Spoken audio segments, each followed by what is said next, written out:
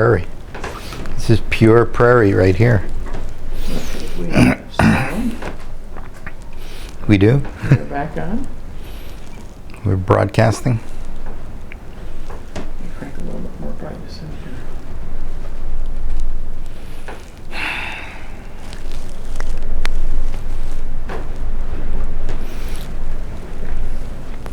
We're on.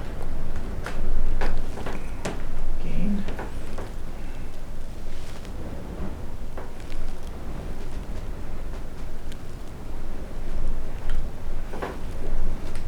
One more time. Gain.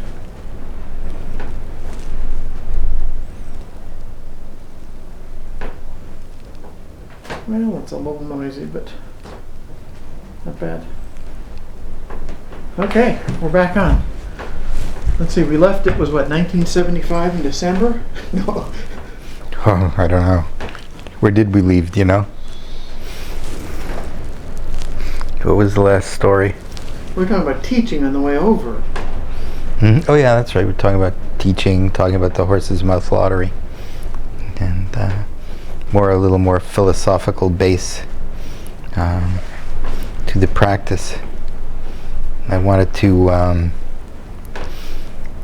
throw in, I mentioned Edison Price earlier, but there's a wonderful anecdote about Edison and me and a great character that worked for Edison Price named Isaac Goodbar, who did all the calculation programs and wrote all the deep theoretical papers for the IES and worked on the theories of equivalent sphere illumination,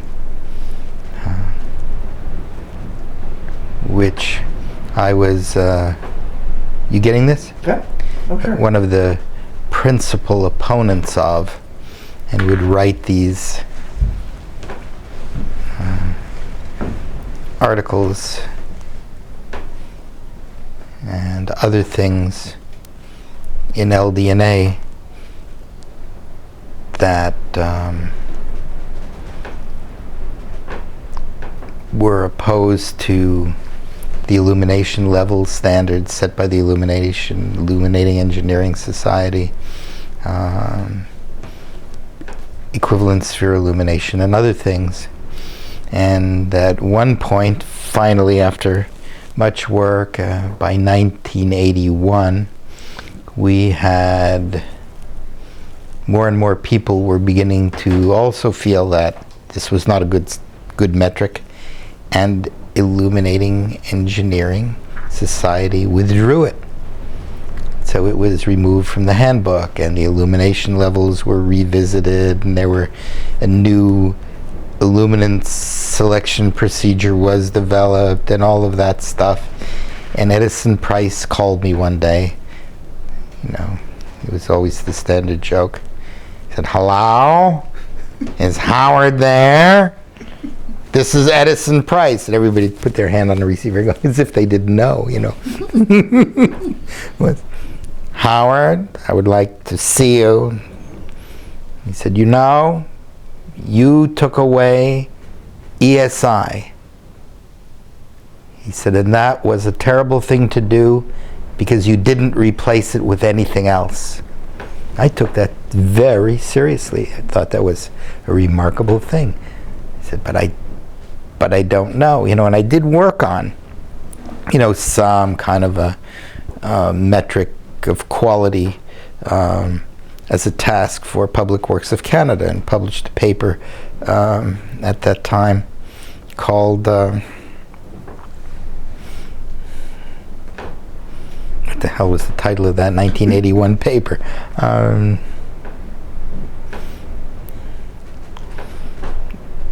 It was the second major paper, really major paper I had written. The first major paper was a little light on sight, where I really, you know, in 1975, I wrote the paper in 72, but nobody would publish it until 75, when I became somewhat more acceptable to everybody.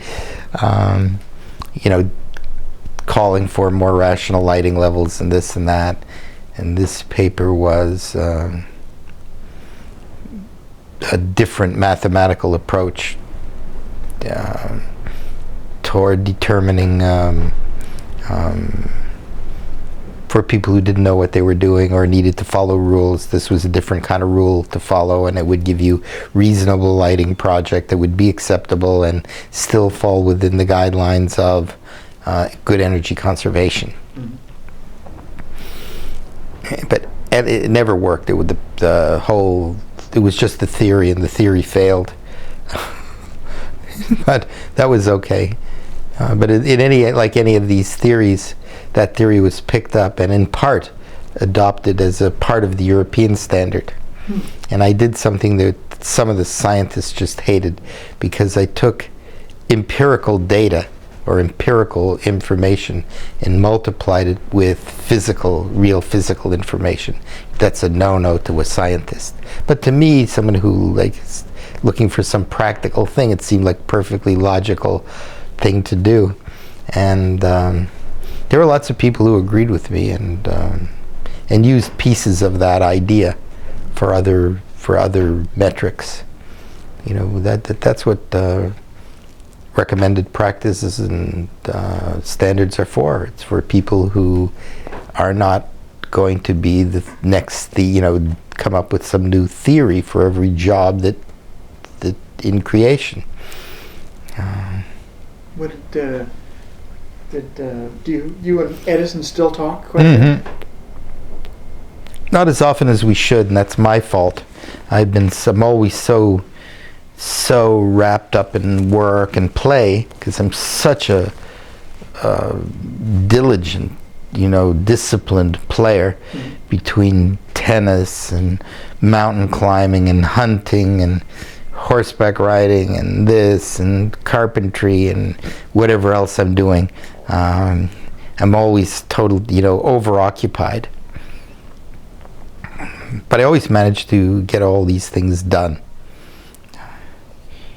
But Edison's one of the really important people in lighting. At the same stature as Stanley McCandless in his own right.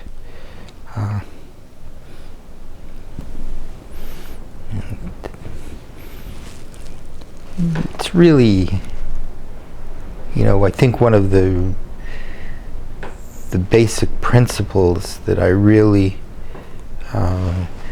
believe in is that every person in the lighting industry is a member of the lighting designers team, and they are a critical factor in here we are playing with lighting. Well, we're just trying to get a little bit more bounce on the face. Put a white towel there.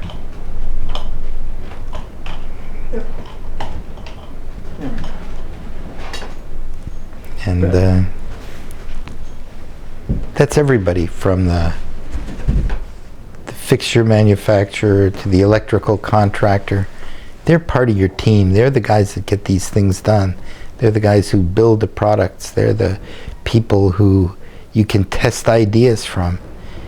They are the major lighting consultants of the world. Lighting consulting began with fixture manufacturers. Still, some of the major projects are done by some of the major manufacturers, and they do good work. Their people are very good, and they don't make mistakes with their equipment either.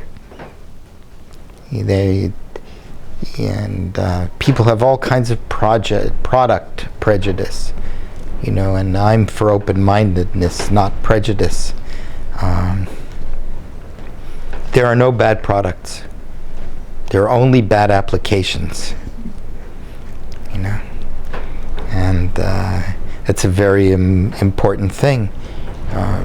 Most lighting people have a lighting prejudice. There's an old saying, I think it was G.K. Chesterton said, if the only tool you have is a hammer, you will view every problem as a nail. You could easily identify lots of people in the lighting industry who are constantly beating the glass with the brass. But if you don't worry about the lighting per se, or and you think about what the light in the space should be for whatever, for the people it's serving, you will do good work. You know, I always say as a joke, you know, if I had this little job and I was lighting Sam's candy store, what's my major job? My major job is to make sure when Sam comes into his candy store every day that he loves being there. Because if he doesn't like being there, he won't be happy, he won't sell very many candies. My big problem is not to melt his chocolates, you know. It is not to follow some luminance ratio. It's to make his customers pleased to be in this candy store. And You've always seemed to have a more decorative approach to the lighting rather than the effect of the lighting. That's all part of the effect. It's part of getting a sense of why there is light in the room. It's not coming from some hidden light source. If you have a glare-free job, it's probably bad. Well, I'm thinking like the bank, the Greenwich Savings Bank, Yeah. Con and Jacobs. Mm-hmm. There was nothing traditional about the lighting at all. I'd never seen anything like it before. Neither did anybody else. But that's the whole goal. And it was lovely. You walked down Lexington Avenue. You knew that Greenwich Savings Bank was there. Who were some of the team players on that? Con and Jacobs. It was Con and Jacobs. It was Massimo Vignelli for the graphics, and me. And we would all say whatever we wished to say. It didn't matter what it was. But did the graphic designer say he wanted a neon G? Or was that your G? No, that was his G, but you know, we were trying to figure out how to do it in this thing, and the only thing that would show would be a big G, so we did it in neon. You know, and I did some things with neon because neon was the thing to do. You know, there's no stigma to neon. You know, some people think that it's cheap or it's advertising, but it can be wonderful and inspirational.